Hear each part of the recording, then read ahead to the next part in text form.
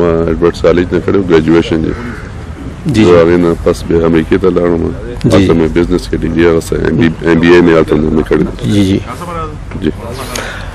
الیکشن ته ارباب صاحب ولاړ تیاریان مو څنګه روانې دي؟ ان شاء الله تیاریان یې ښه روانې دي جی او خلکو موږ سره ډېر مرسته هم کړې ده او مخکې هم کړې وو ابو جی جی او چې کله تاسو ته پته وي چې 2018 کې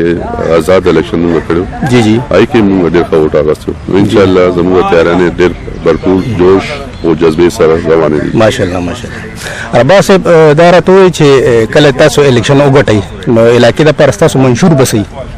وګورئ جی زموږ علاقه وروستو 8-9 کالو نه ډېر بیکورډ پاتې شوی دی جی کله نه چې دیو راغلي دي دیو څه ټک کار نه دی کړی دي دا چې کوم زموږ پارلیمنټریانز دي دا موږ ته ښکاري نه وختي ما خپل سره خبرې کولې هغوی یې څوک زموږ چې کوم الیکټډ ممبرز دي هغه ښکاري نه جي نو دې په وجه زموږ خلکو چې کوم رسایي د اپروچ دی هغه ډېر شته نه نو زموږ دا کوشش دی چې زموږ اوس ینګسټرز ډېر زیات دي 65-70% ینګسټرز زموږ علاقه کې موجود دي بلکې پوره پاکستان کې جی جی نو موږ چې هغوی ته دا جابز اویلیبیلیټي د نور کارونه هیلث فیسیلیټیز وغیره دا ټول ول ورکوي ماشاءالله جی ارباب صاحب کله چې تاسو کامیاب شئ نو ستاسو په نظر کې کومې داسې محرومیانې دي چې هغه ستاسو حل طلب دي؟ وګورئ دا خو ډېر ښه سوال تاسو وکړو جي خو محرومیانې ډېر زیاتې دي جی څنګه چې ما تاسو ته وویل چې وروسته ورته نه کارونه زموږ علاقه ډېر بیکورډ لاړه سینس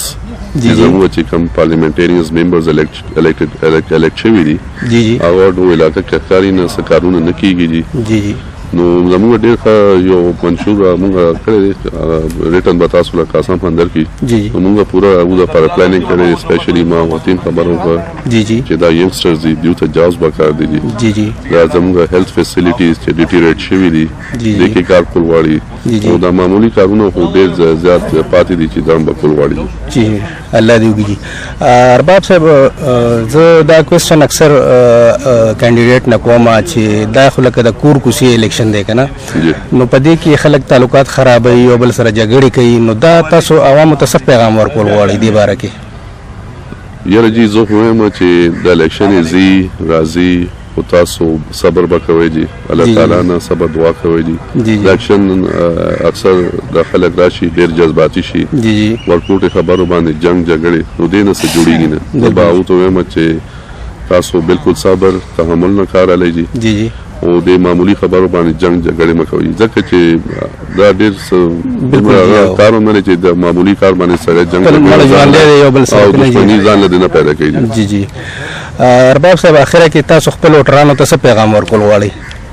زه ووټرانو نه دا پیغام ورکول غواړم چې انشاءالله حالات زموږ ډېر ښه روان دي جي تاسو لږ کوشش وکړئ الیکشن ګټلې ځکه چې دې حکومت نه خلک ډېر تنګ شوي دي جي انتهایی تنګ شوي دي خلک ډېر محرومه پاتې شوي وروستو ما بیا دا خبر وکړه 8-9 کالونه کله نه چې د دې حکومت راغلی نو انشاءالله ډېر محنت به کوو